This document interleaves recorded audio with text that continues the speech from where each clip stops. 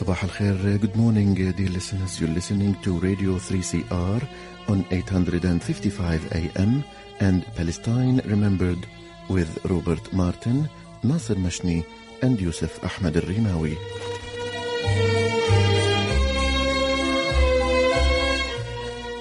Palestine Remembered is Australia's only English-language radio program that is totally dedicated to Palestine.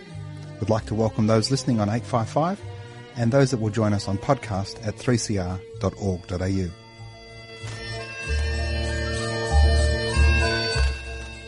Thanks for joining us. Stay with us and enjoy the episode.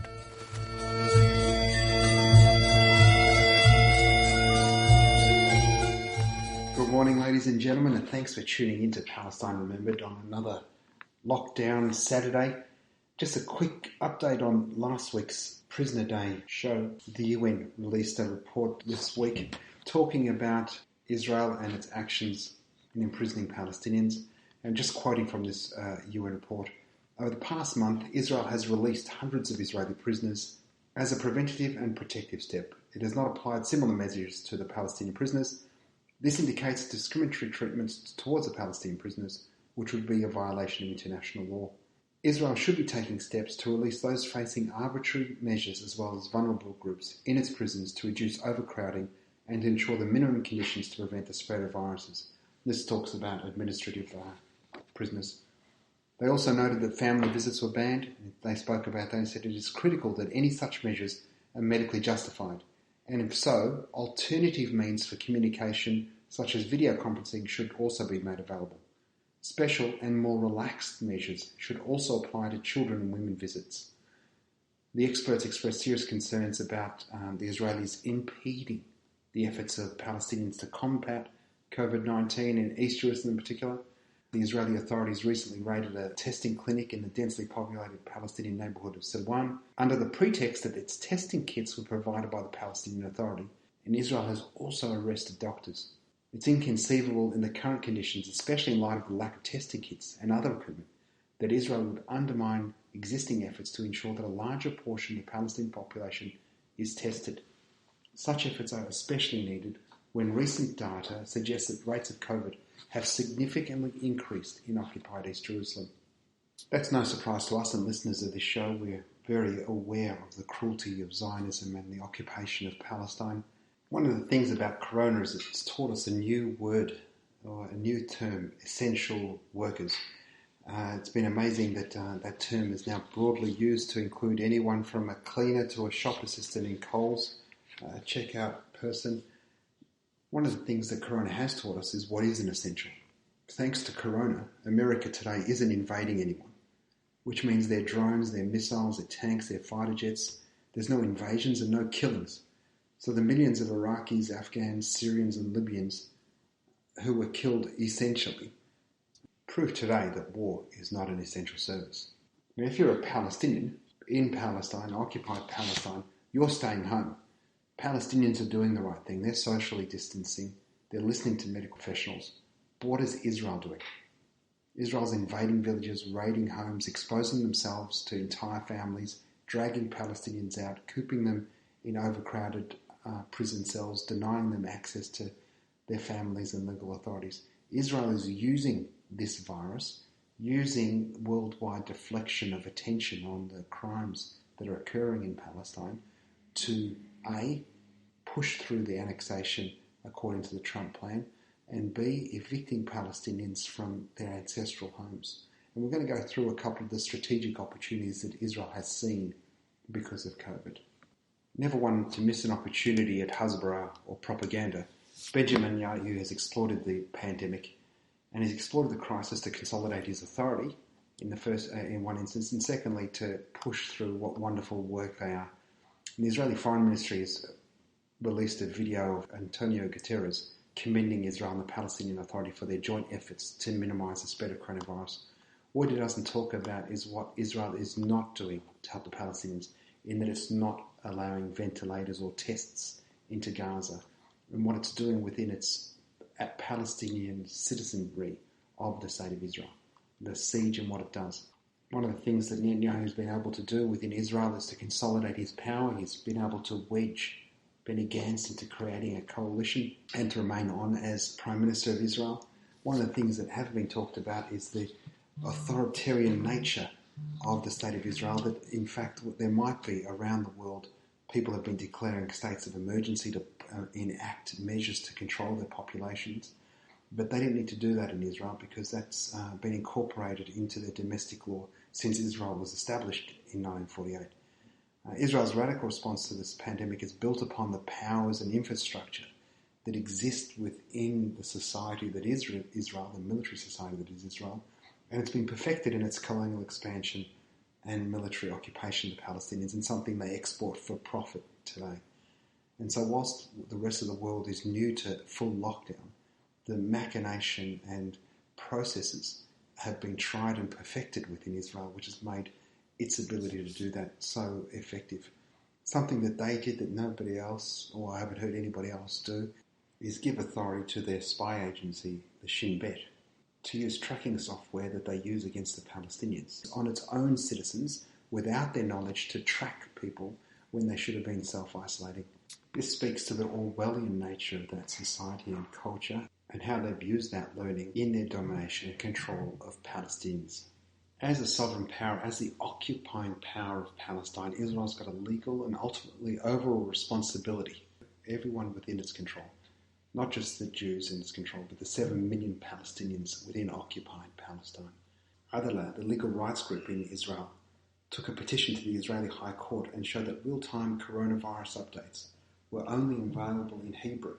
You couldn't even get it in Arabic for its Palestinian citizens. It's no surprise that several Palestinian localities such as al-Fahm, coastal towns and Drabia near Nazareth, these are under virtual siege in the north of Israel. And these are amongst the most infected. Statistically, Palestinians were only getting 10% of tests. So if you're an Arab, you only get 10% of the tests. This is despite being 1/5 of the population. The reality, Israel has spent years segregating and dividing the Palestinians and has the architecture in place for mass lockdowns.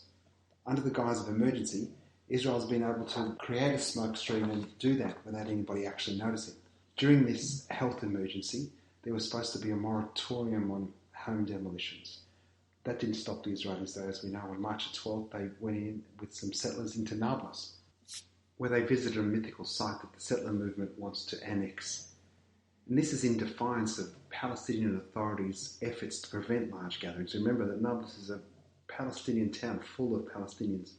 On the 26th of March, the army bulldozers arrived in the town in the Jordan Valley to confiscate and destroy materials used for a field clinic for Palestinian residents. A few days later, March 30, wearing hazmat suits, the army locked down Palestinian homes in Ramallah. What's unconscionable is what Israel has done to prevent Palestinians to take measures to combat the spread of COVID. In the early hours of April 3rd, the Israeli police arrested Fadi al-Hadami. He's the Minister for Jerusalem Affairs for the Palestinian Authority. They kicked the door in on his home, grabbed him, and his crime was he was setting up disinfection stations and acting to instruct people to remain home. Amazing. 2 days later, on April 5, the Palestinian governor of Jerusalem, Adnan Reif, was arrested in the early hours by Israeli police officers and they were decked out in full surgical masks and stuff and plastic gloves. And they arrested him for similar crimes. The official charge was Palestinian activity in Jerusalem. Now that's illegal in Israel for Palestinians to act with any sort of authority. In Gaza, as if the siege is not enough, the Israeli defence has started to spray toxic herbicides with crop dusters along the border. The challenge, of course, with a crop duster is once you spray, you don't know where the wind's going to take it. So aside from being a nuclear nation, nuclear submarines, F-16 fighter jets, not satisfied with all that modern weaponry, Israel's gone and weaponized the wind. The reality of these herbicides is they get carried hundreds of metres deep into Gaza lands, devastating livelihoods, destroying crops. Is the siege not enough? Does Zionism know no humanity? A poem by Samah Sabawi and music by Nahad Rais.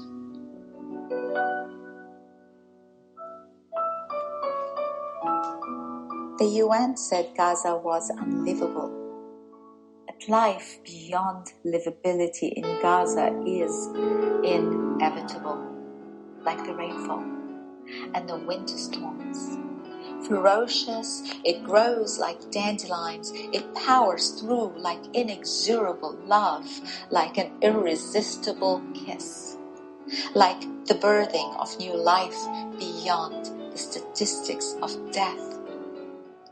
Life beyond livability in Gaza is inevitable, like the sunrise, predictable like the movement of the tides, invincible like flowers in the desert, unassailable like a smile on the lips of the beloved, unequivocal like a word that splits bullets in halves, indomitable like a revolutionary march, unstoppable like the earth's rotation, formidable like a fist in the face of occupation, undeniable like destiny, like freedom from tyranny, like justice for refugees. So listen carefully.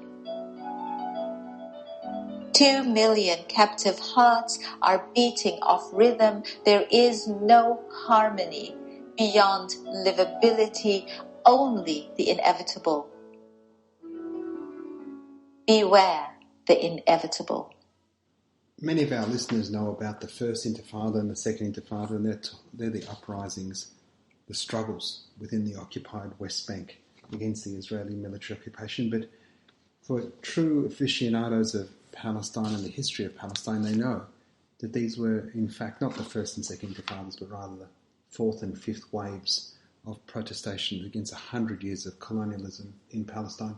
Palestinians first were upset when they found out about the Sykes-Picot Agreement of 16 and then the Balfour Declaration in 17, after the British immediately reneged on the Hussein McMahon Papers, the promise of an independent Palestine. Following the liberation of Palestine, the charge of the Light Horse Brigade into Beersheba, unbeknownst to the Palestinians, the Arabs, every promise that had been made was about to be broken.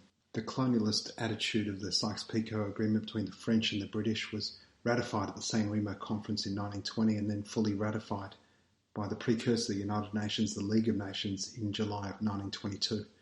Ultimately, the Ottoman Empire had gone and the French and the British took over. The French were given the mandate for Syria and Lebanon, and the British were given Palestine, Iraq and Jordan. And this decision shattered the hopes of the Arabs, who had fought alongside the Allies with an expectation of a promise that would be fulfilled of Arab independence. As we know, alongside all of that, the Balfour Declaration promising a homeland for the Jewish people was another evil construct that the Palestinians were going to have to deal with. In 1920, Britain appointed the first High Commissioner to Palestine, a British Jew, Sir Herbert Samuel, who arrived, marking the end of 400 years of Turkish rule and the start of Britain's 30-year domination of Palestine. It was around then that Palestinians were already resentful because of the increasing rise of Jewish settlers started demonstrating in Jerusalem in February 1920. In fact, 1,500 people came onto the streets after the British General Louis Bowles declared the enforcement of the Balfour Declaration. A month later, there was a second demonstration that was more bloody this time, with Arabs attacking the British. Bowles banned all demonstrations. He didn't want any demonstrations against his plan to bring in more Zionist settlers. In May 21, an anti-Zionist riot broke out in Jaffa. Dozens of Palestinians were killed. In 1929, further unrest, this time at Borak Wall in the heart of Jerusalem. To Jews, they know this as the Wailing Wall, and it forms part of the western wall of the Aqsa Mosque compound. By the end of the 1920s, a group of rabbis urged Jews to gather at the wall to perform public prayer. The aim, after the call, was to seize the wall and declare it a sacred place for Jews. Muslim Palestinians were outraged, and clashes and a demonstration arose. And these confrontations became increasingly violent, and more so resistance was growing all around the country to the British idea of turning Palestine into a Jewish homeland. In the 1930s, the Nazis came to power in Germany, and Jewish immigration into Palestine intensified, in fact reaching a peak in 1935 of around 61,000 Jewish immigrants. By 1936, Jews from outside Palestine made up a third of the population of Palestine. Such huge numbers meant that land was obtained and tensions rose between the Palestinians and the Jewish newcomers. A huge part of the tension here was there had been Jews in Palestine since time immemorial, but they were Palestinian. These new Jews, these Europeans, came and created enclaves for themselves. They would only use Jewish labour. They would exclude and marginalise any of the indigenous Palestinians from that land that they'd cultivated for many years and generations before, and that further escalated the tensions. Arguably, a couple of straws that broke the camel's back was October 1935, with the discovery of a ship of arms that came into Jaffa, destined for the Haganah. This really set off Palestinian concerns. That the Zionist movement wasn't peaceful, wasn't coming to cohabitate with the indigenous Palestinians, was in fact setting up for an armed insurrection. Only a month after finding that ship of arms, the most popular Palestinian leader, Sheikh Izz-ad-Din al-Qasim, was killed in a firefight with the British forces. In Qasim's funeral in Haifa, there was a mass outpouring of public rage. This all led into 1936 and the first sustained revolution, if you will, by the Palestinian Arabs, and this was the Great Arab Revolt. Arguably, this is the first real Palestinian intifada. For 3 years, Palestinians struggled against British imperialism and the Zionist colonialisation efforts that were in cahoots with the British occupation.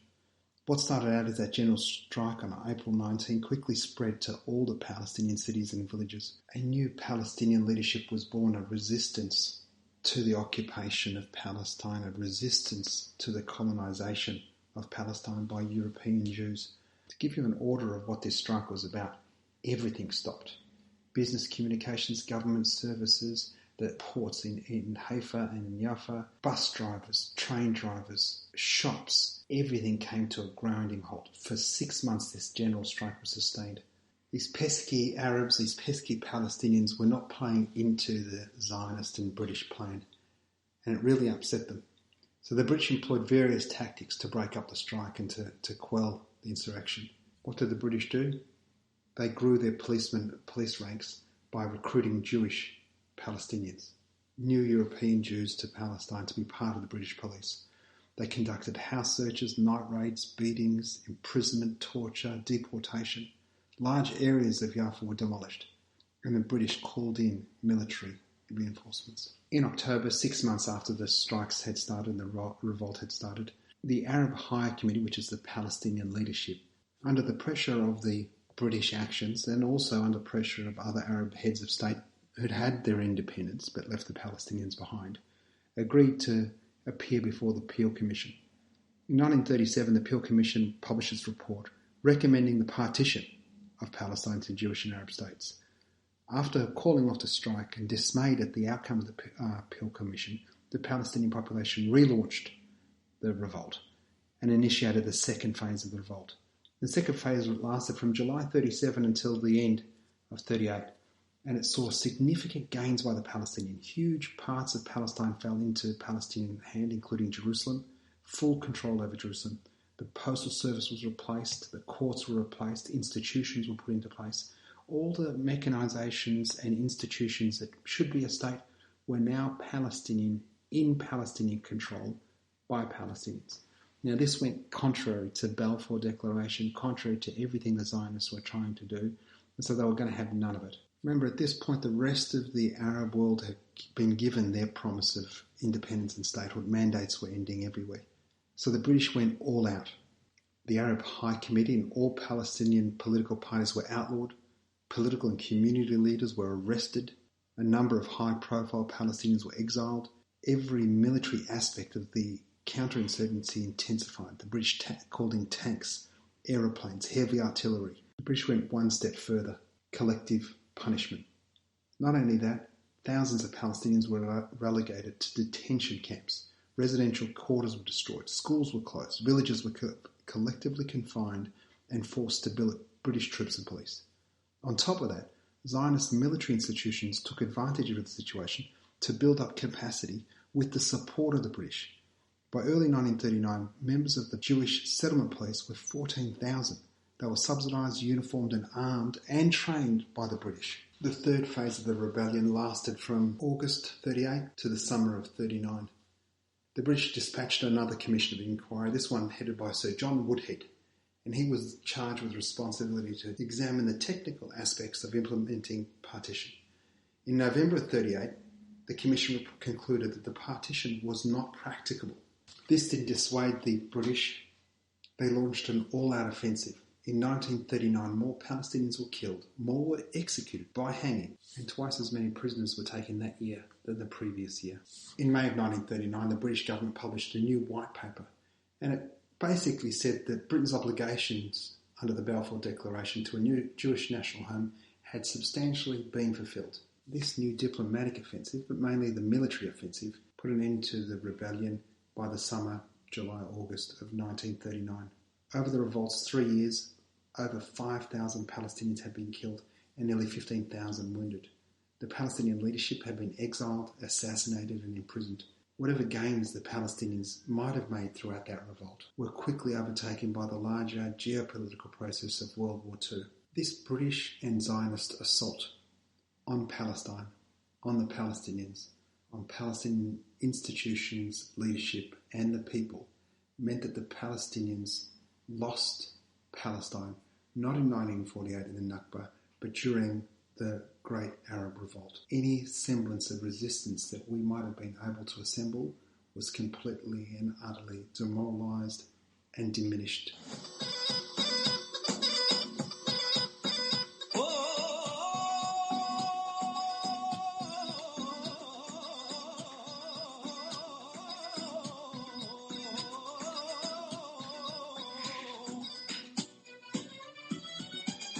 على عهدي على ديني على أرض تلاقيني أنا لأهلي أنا فديهم أنا دمي فلسطيني فلسطيني فلسطيني أنا دمي فلسطيني على عهدي على ديني على أرض تلاقيني أنا لأهلي أنا فديهم والله أنا دمي فلسطيني فلسطيني فلسطيني أنا دمي فلسطيني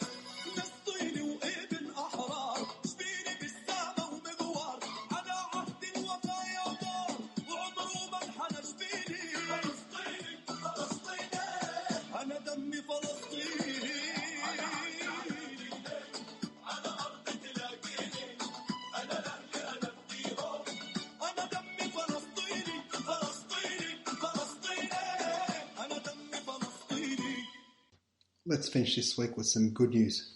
Some great news, in fact, from England, where the Palestine Solidarity Campaign won a huge landmark legal victory against the British government. The Supreme Court ruled local pension schemes could divest from companies complicit in Israel's military occupation. This all comes from a 2016 UK government guidance. Now, this guidance prohibited public pension funds from pursuing policies deemed contrary to British foreign or defence policy.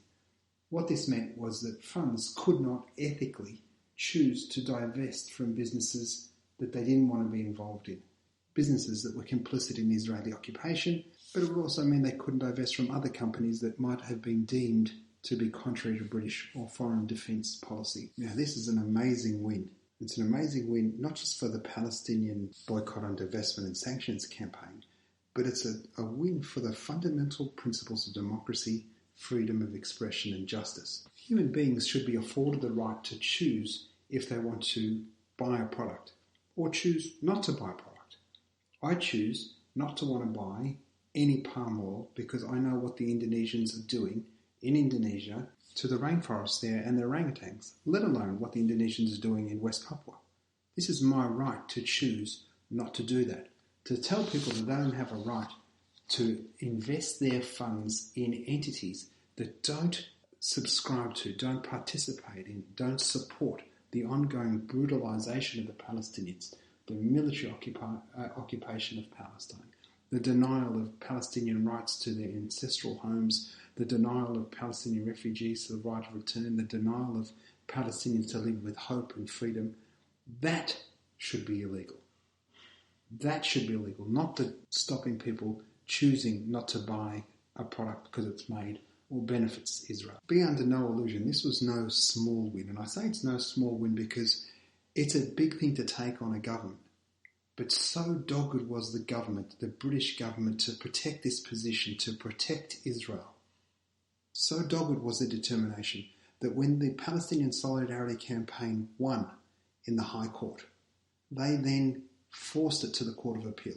But this week, this is a final victory because it was at the Supreme Court. What it does is create a precedent now for other Western democracies that says that it is illegal for you to deny someone the right to choose. The Supreme Court verdict grants the pension scheme the right to decide how, where, and when money will be invested. Now, most importantly, this is one of Britain's biggest pension schemes. It's got almost 6 million public sector employees and has a value of almost £300 million. So that's half a $1 trillion. This won't stop Boris Johnson and his far right-wing government. He's already spoken late last year about introducing legislation into Parliament there in Britain to make it illegal for UK public bodies to work with those involved in the BDS campaign, similar to what's in America, where some states in the United States have created forms that contractors need to sign pledging that they've never boycotted the State of Israel and they will never boycott the State of Israel to get government work. It's an illegal restraint of trade and a denial of a fundamental right of humans to choose what they do. And it's a warning to those in Australia that are thinking about doing this. Friends of Palestine, advocates of Palestine, Palestinians won't let this pass. We'll fight for our right to boycott and divest and sanction an illegal racist state that continues to perpetrate the longest military occupation on earth and deny the fundamental rights of Palestinians to return to their homes, live in their ancestral homes, and cease being refugees. Thanks for listening to another edition of Palestine Remembered. Remember to tell your friends to tune in, download the podcast, share it with your friends. Go to apan.org.au, join APAN, apan.org.au. Be sure to visit olivekids.org.au if you're that way inclined to make a donation or sponsor a Palestinian orphan in Gaza. We'd love your support at olivekids.org.au. Be sure to tune in next week, Saturday at 9:30 on 3CR, 855 AM. Download the podcast, tell your friends, and don't forget, free Palestine.